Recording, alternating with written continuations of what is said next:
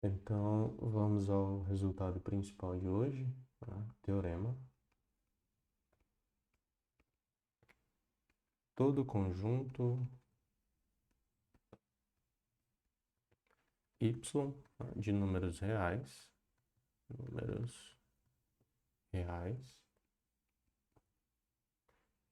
possui ou contém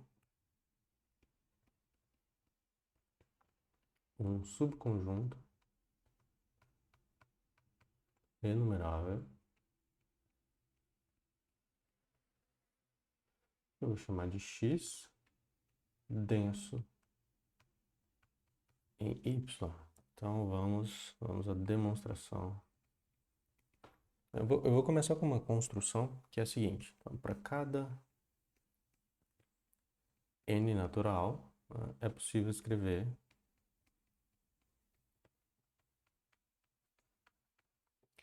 o conjunto dos números reais como uma união de conjuntos de intervalos, mais precisamente, de comprimento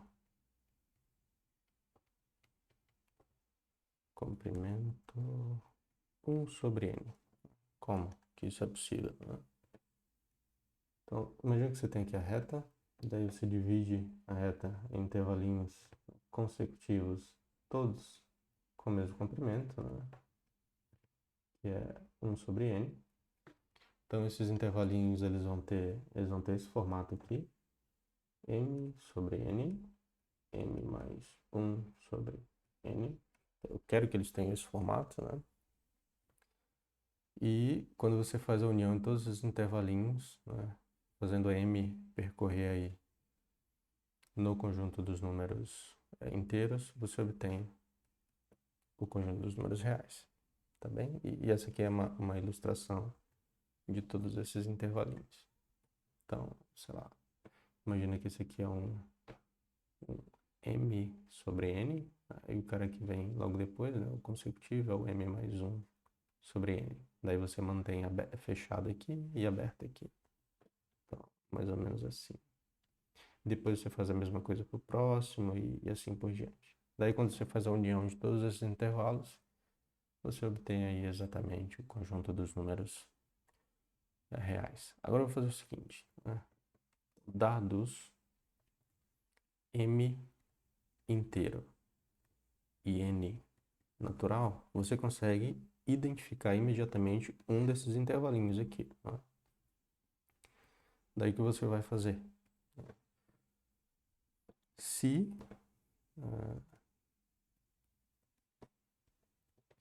a interseção deste intervalinho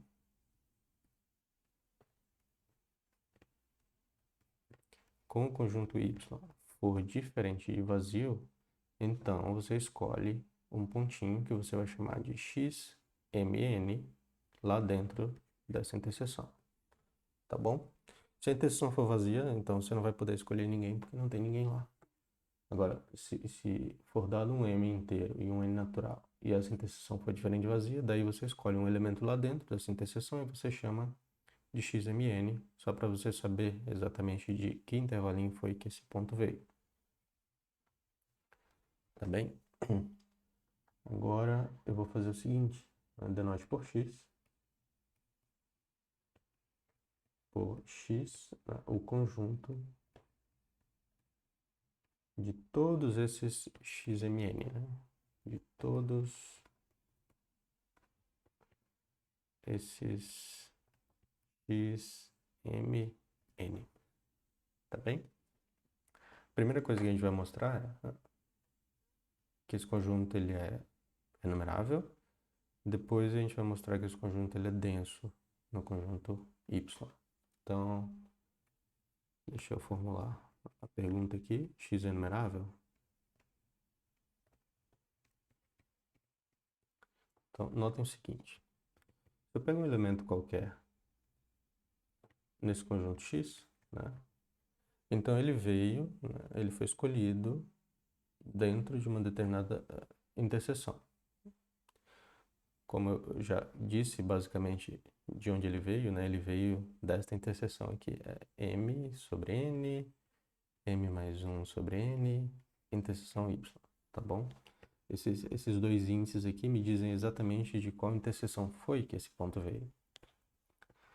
Então, para cada ponto no conjunto X, eu consigo associar, né, um par ordenado, M, N, que pertence, né, ao produto cartesiano de Z com N.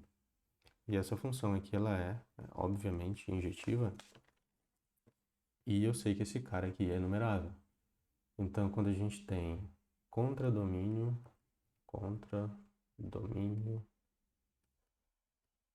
enumerável, né, mais, deixa eu escrever um pouquinho aqui embaixo, contradomínio enumerável, mais função injetiva, né? Essas duas informações implicam que o domínio é enumerável. Logo, X é enumerável.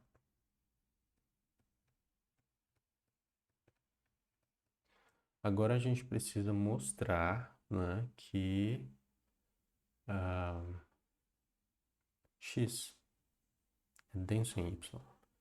E daí a gente vai usar uma dessas versões aqui da definição de conjunto denso. E a versão que a gente vai usar vai ser esta 3. A gente vai pegar um elemento qualquer em Y, né, um epsilon marco zero qualquer, e mostrar que dentro de um intervalinho desse tipo, tem pelo menos um elemento de X. Então, vamos lá. Então, X é denso em Y. Então, vamos ver. Então, seja Y um ponto qualquer do conjunto Y. Seja também epsilon marco zero qualquer, né? E daí deixa eu fazer um desenho aqui para facilitar as coisas. Pronto. Aqui está a reta. E aqui está o pontinho Y que eu escolhi dentro do conjunto Y. Tá bem? Daí eu vou desenhar aqui o Y menos epsilon, Y mais epsilon. Agora eu vou fazer o seguinte, né? Seja N0 um número natural, né, tal que 1 sobre N0 é menor do que esse epsilon. Este N0 existe por causa da propriedade arquimediana do conjunto dos números reais, tá bom?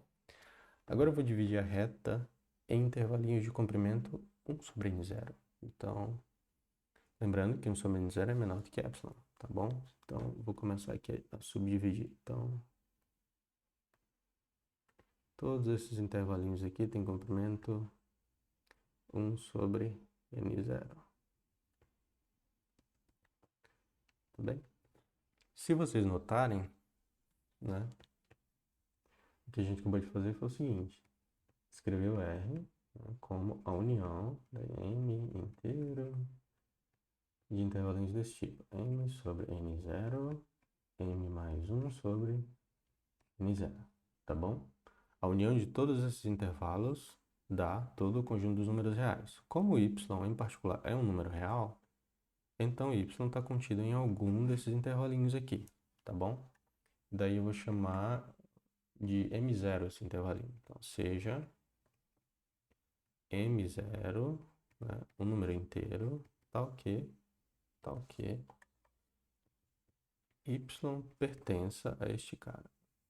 M0 sobre N0, M0 mais 1 sobre N0. Tá bem? Outra coisa que a gente pode notar é a seguinte. Né, no caso aqui do meu desenho, seria este intervalinho, né, o escolhido, que contém o pontinho Y. como o comprimento deste intervalo é menor, né, o comprimento de cada um desses intervalos é menor do que epsilon, e o comprimento desse intervalo inteiro aqui é 2 epsilon, significa que esse intervalinho, né, o m0 sobre n0, m0 mais 1 sobre n0, ele está inteiramente contido, né, no intervalinho y menos epsilon, y mais epsilon. Tá bem? Agora, o que a gente quer é o seguinte. Dentro deste cara, quer dizer, o que a gente quer é mostrar que esta vizinhança contém algum ponto do conjunto X. Y pertence a esse conjunto. E Y também pertence a Y. Isso significa que a interseção deste cara com Y é diferente de vazio. Bom, mas toda vez que a interseção de um intervalo desse tipo... Cadê? Toda vez que a interseção de um intervalo desse tipo com Y é diferente de vazio, a gente fez uma escolha de um elemento lá dentro. Certo? Então, aqui dentro deste cara, a gente escolheu o ponto xm0, n0 em algum momento, né, anteriormente. Mas este cara pertence a este conjunto. Né?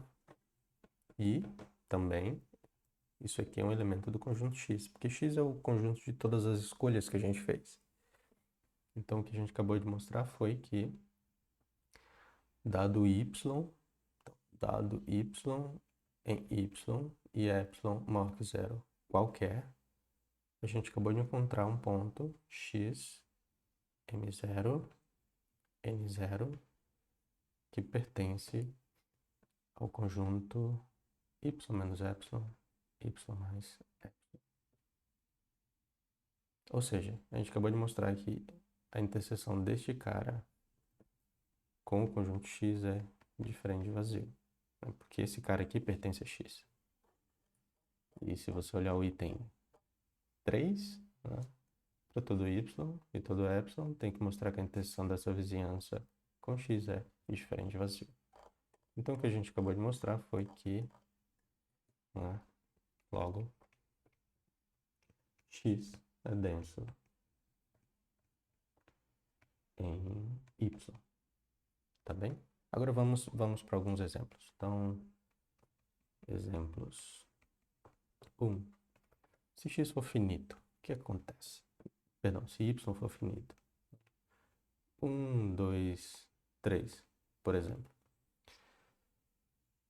E eu quero encontrar um subconjunto denso de y. Então, eu sou obrigado a fazer o seguinte. Né? Primeiro, x tem que estar contido em y, né? Então, e o fecho de x tem que conter y. Então, não tem muito o que fazer aqui. Ou seja, tem que ser... A seguinte lista de inclusões tem que ser satisfeita. Né? X tem que estar contido em y e y tem que estar contido no fecho de x. Então, como o y só tem esses 3 elementos, né? Y é finito, isso acontece em geral quando o conjunto é finito, a gente meio que é obrigado a tomar x como sendo o próprio conjunto y. 1, 2, 3. Porque todo ponto do conjunto vai ser automaticamente um ponto aderente desse conjunto. E daí a gente tem tanto esta como esta inclusão, né, satisfeitas. E a gente não pode fazer nada muito diferente disso. 2. E se y for este conjunto aqui? 1, meio, 1/3, 1/4 e assim por diante. Deixa eu colocar aqui o 0 também. Tá bom? Então agora eu tenho mais possibilidades para escolher o conjunto X, né? O subconjunto enumerável desse cara que é denso nele. Então eu posso escolher X, por exemplo, como sendo 1, meio, 1/3, tá bom? Porque nesse caso eu vou ter x está contido em y e também vou ter, né, y contido no fecho de x, porque o fecho de x agora vai ser exatamente o conjunto Y, né? Lembra, o fecho de um conjunto é o conjunto de todos os pontos aderentes desse conjunto. Todos os pontos do conjunto são automaticamente pontos aderentes e eu tenho que olhar também para os pontos, né, que são limites de sequência compostas apenas por elementos do conjunto. Então, no caso, o zero é limite de uma sequência de pontos desse cara, portanto, o zero também é um ponto aderente. E daí o fecho de x é exatamente y. Bom, nesses casos foi tranquilo encontrar o subconjunto enumerável, né? Denso. Vamos para um conjunto um pouquinho mais complicado. Exemplo 3. Se y for o conjunto dos números irracionais, é o que eu faço? Eu quero um subconjunto dos irracionais que seja enumerável e que ao mesmo tempo seja denso no conjunto dos números irracionais. Então, o que eu faço neste caso? Bom, aqui você faz o seguinte, você toma x como sendo... Você não precisa pensar muito, né? Porque na reta, quem é o conjunto que a gente conhece que é denso? Né? Na reta, o conjunto que a gente conhece que é denso é o conjunto dos números racionais. Existem outros, tá? Mas o que a gente conhece por enquanto é o conjunto dos números racionais. Então, o que eu vou fazer aqui é meio que um conjunto que se parece muito com o conjunto dos números racionais, mas só tem números irracionais. Então, eu vou fazer o seguinte. Para cada número racional, eu vou pegar e somar com, por exemplo, sei lá, raiz de 2, tá bom? Então, eu vou construir esse conjunto, que é sempre assim, é um número racional somado com raiz de 2. Toda vez que a gente soma um número racional com o número irracional, o resultado é um número irracional. Portanto, este conjunto aqui ele está contido em y, porque ele só contém números irracionais. O que a gente quer saber agora é, será que x é denso em y? Uma coisa que eu gostaria de comentar antes de provar isso é o seguinte, x não é y, tá bom? Por exemplo, 2 raiz de 2 é um número irracional, então pertence a y. Porém, 2 raiz de 2 não pertence a x. Olha só, se eu faço por contradição, por exemplo, se 2 raiz de 2 pertencesse a x, né, então existiria um número racional tal que, né, r mais raiz de 2 é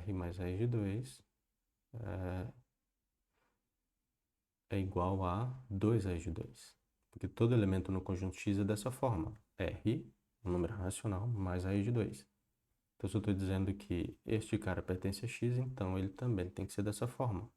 Só que, quando eu mando isso para lá, a gente obtém o seguinte, que R é igual a raiz de 2. O que é uma contradição, porque R é racional, tá bom? Então, isso aqui é, de fato, verdade, tá bom? Esses conjuntos, eles são diferentes, tá bom? Bem diferentes, né? Um é enumerável e o outro não. Essa é outra coisa que eu deveria ter comentado, né? Esse conjunto aqui, ele é enumerável. Porque eu tenho a seguinte objeção dos racionais para o conjunto x, né? Basta pegar um número racional e mandar para R mais raiz de 2. Então, o conjunto x está em objeção com o conjunto dos números racionais, portanto, é enumerável. Agora, o que a gente precisa fazer é mostrar que, de fato, x é denso no conjunto dos números irracionais. O que a gente vai fazer é o seguinte, eu vou usar aquela... Deixa eu ver qual das versões é que eu vou usar. Eu vou mostrar que... Eu vou usar o item 2, né? Todo ponto de y é o limite de uma sequência de elementos de x. Então, eu vou pegar um ponto qualquer, um número irracional qualquer, tentar construir uma sequência de elementos de x que converge para aquele cara. Então, vamos lá. Seja z, né? Z, eu vou chamar de y. Seja y um número irracional qualquer.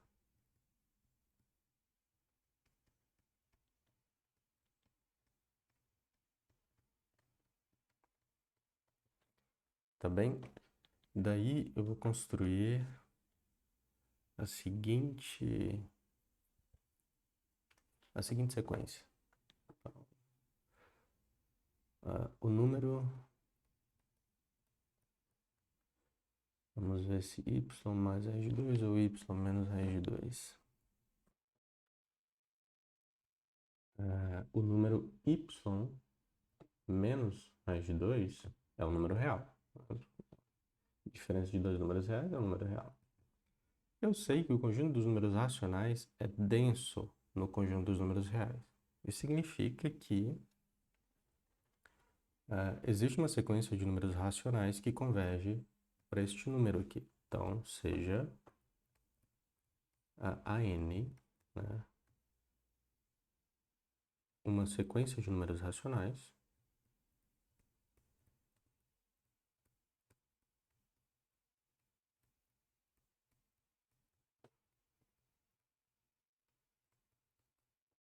tal que limite de AN seja exatamente y menos raiz de 2. Agora eu vou considerar esta outra sequência aqui, Bn, né, onde cada um dos termos é igual a raiz de 2. É a sequência constante. Então, eu sei também que, se eu escrever se, deixa eu fazer assim. Se Bn é a sequência constante, em que todos os termos são iguais a raiz de 2, então limite de Bn também vai ser não. Limite de Bn dessa sequência vai ser, obviamente, raiz de 2. Agora, se eu tenho uma sequência AN que converge para um determinado número e uma sequência Bn que converge a um outro número, então eu sei para onde converge a sequência AN mais Bn. A sequência AN mais Bn converge para y menos raiz de 2 mais raiz de 2, que é igual a y. Então, tem uma sequência aqui que converge para y. Será que, por sorte, os termos dessa sequência estão todos contidos em x? Vamos ver. Então, a sequência n só tem números racionais e todos os termos da sequência Bn são iguais a raiz de 2.